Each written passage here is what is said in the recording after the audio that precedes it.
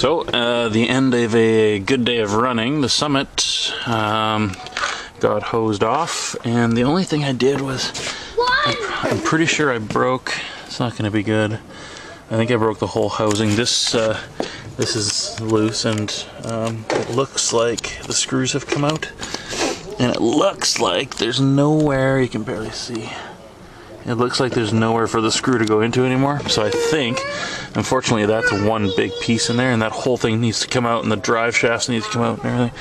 So that'll be costly.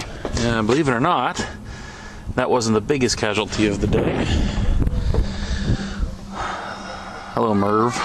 So MERV had an accident today. The whole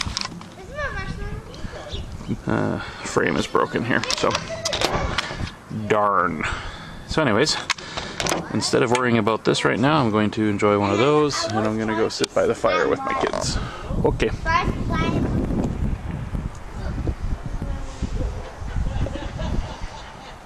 Here's Harley learning about fire and boxes.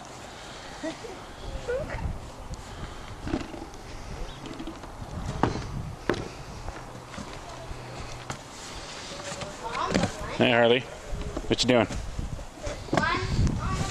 Hey, what you doing? So here we are, and MERV is clearly more broken than I even thought that he was. Have a look underneath here. The situation was I jumped, I don't know, it was probably 10 or 15 feet in the air. Nothing out of the ordinary, but certainly enough to evidently snap the whole chassis.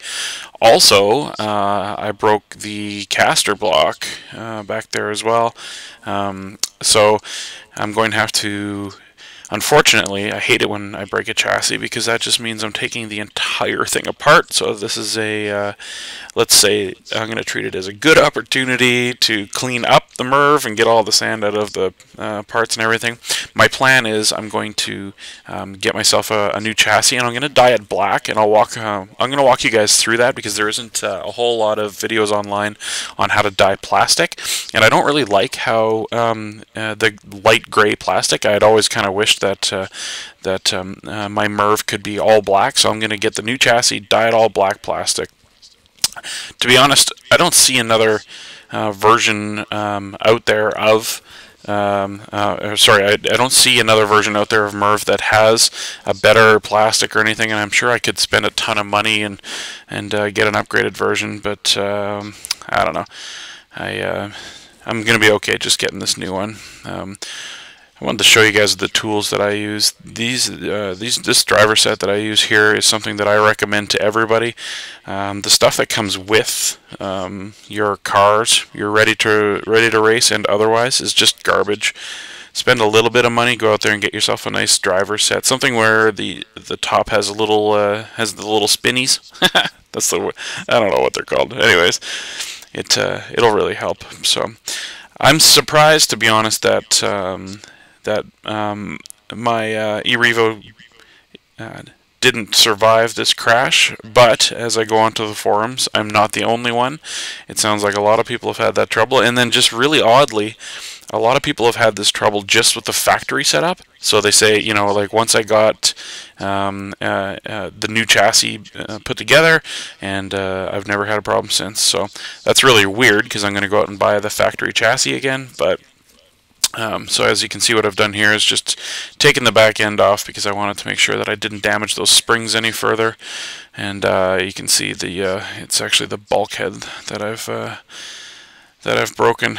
So kind of a disappointing day for MERV, but what are you gonna do, right? That's all part of it. It's what I tried to do is I jumped it. I got it about 15 or 18 feet in the air, and then I spun it backwards, and I was trying to get it to change its rotation and do a backflip, and it landed on its wing, and its wing seems to be, that's like the thing that, I don't know, it's a liability. Anyways, here's the summit. I broke, believe it or not, the caster block, the front, so I broke the rear caster block on the MERV, and I broke the front caster block on the Summit. So excellent. I think I gotta be honest, I'm I'm not a fan of aluminum parts. I've got these aluminum parts which are really strong. As you can see, I've banged them up all to heck. But if you ask me, the aluminum part are so strong there's no give, so that means something else has to break. So do I recommend you buy aluminum skid plates for your vehicles? I don't know. I don't think so. As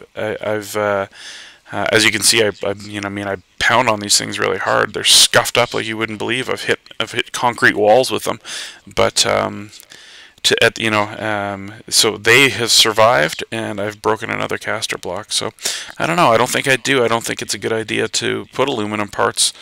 Or if you do, you make sure your aluminum is combined with other aluminum or carbon fiber. Maybe, I don't know what the solution is, but at any rate, the Summit got banged up too. So I've got a little bit an easier fix for this one. I'm going to change out the front caster block.